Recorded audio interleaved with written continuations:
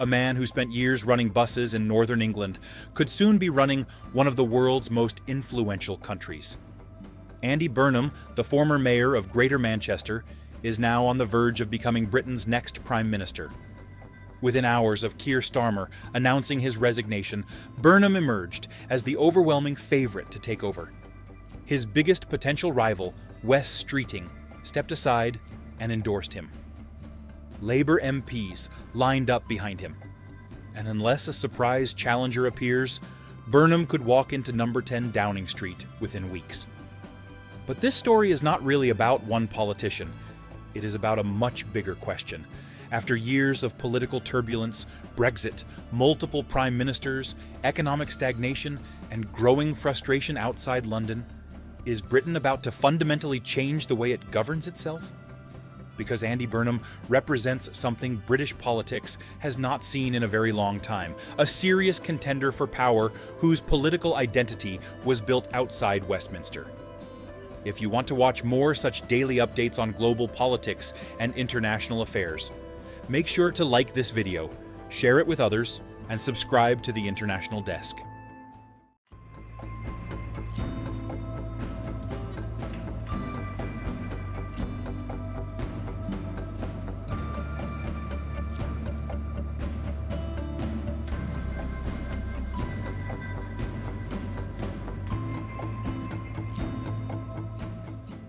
And why this matters, we need to understand how Britain got here.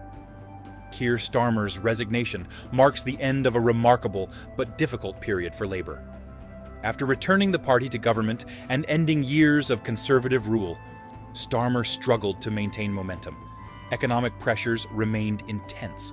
Public services continued to face strain. Voters increasingly demanded visible improvements rather than promises. Into that uncertainty stepped Andy Burnham. Burnham is not a newcomer. He served in multiple Labour governments under Tony Blair and Gordon Brown.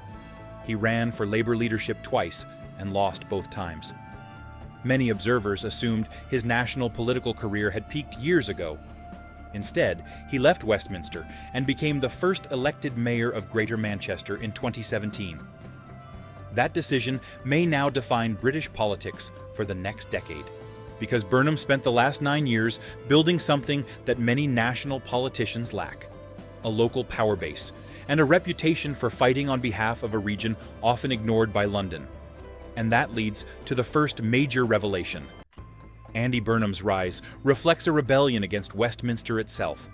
For decades, British politics has been heavily centralized. Major decisions on spending, infrastructure, housing, and transport flowed through London. Regional leaders often complained that they lacked the power to solve local problems. Burnham built his political brand by challenging that system. During the COVID pandemic, he openly confronted Boris Johnson's government over restrictions and funding for Greater Manchester. Many voters saw him as someone willing to stand up to central government regardless of party politics. His supporters argue that he understands communities outside the capital because he spent years governing one of them. That matters because Britain's economic geography has become increasingly uneven. London remains one of the richest regions in Europe. Many former industrial areas continue to struggle with lower investment and slower growth. Burnham's message directly targets those frustrations.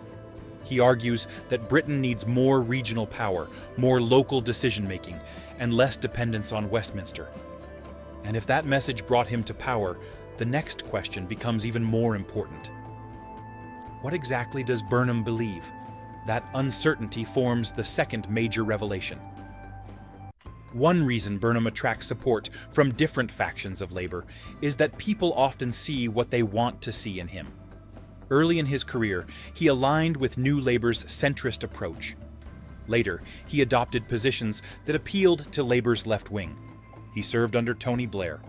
He worked with Jeremy Corbyn. He gained endorsements from politicians who rarely agree with one another. The distinction matters because Britain faces difficult choices. Economic growth remains weak by historical standards. Public finances remain under pressure. Defense spending is rising as Europe responds to growing security threats. Housing shortages continue to affect millions of people. Burnham cannot avoid those decisions forever. Already, some Labour MPs have expressed concern that he has not clearly explained how he would manage government finances or what his priorities would be in office. Burnham's flexibility helped him build a broad coalition, but becoming Prime Minister will require him to make specific choices that inevitably disappoint parts of that coalition. And that leads directly to the biggest question of all. Can Burnham actually reshape Britain, or will Britain reshape him? This is the third and most important revelation. Many politicians arrive in office promising transformation. Most encounter the same constraints. Yet Burnham enters office with one unusual advantage. He has spent years focusing on practical governance rather than ideological battles. His supporters point to Greater Manchester's transport reforms as evidence that he can deliver tangible results. His critics argue that managing a city region differs dramatically from managing a G7 country. Running Britain requires navigating foreign policy, defense, trade, immigration, energy security, and relations with allies across Europe and North America. Reports already suggest Burnham's policy teams remain less developed in several of those areas. That means his first months could determine whether he becomes a transformative leader or simply another participant in Britain's cycle of political instability. For Europe, a Burnham government could signal a stronger focus on regional development and domestic renewal. European leaders will closely watch whether he seeks deeper cooperation with the continent after years of Brexit-related tensions. For the United States, continuity will likely remain the priority. Washington values stability in London regardless of which Labour figure occupies Downing Street. For investors, the key question will involve fiscal policy. Markets will want clarity on spending plans, borrowing levels, and economic reforms. And for countries around the world, Burnham's rise offers an interesting lesson. Many democracies are experiencing similar tensions between national political elites and regional communities that feel overlooked. Burnham's success suggests voters increasingly reward politicians who can demonstrate tangible local achievements, rather than simply offering ideological arguments. That trend extends far beyond Britain. In many countries, local leaders are beginning to challenge traditional political establishments by claiming they understand everyday concerns better than national figures. Whether that produces better governance remains an open question.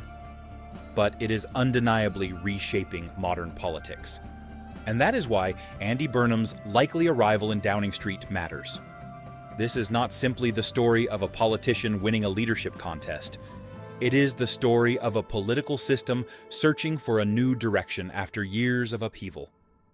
The real test begins the moment the campaigning ends. Because winning power is easy compared with proving that power can still solve problems.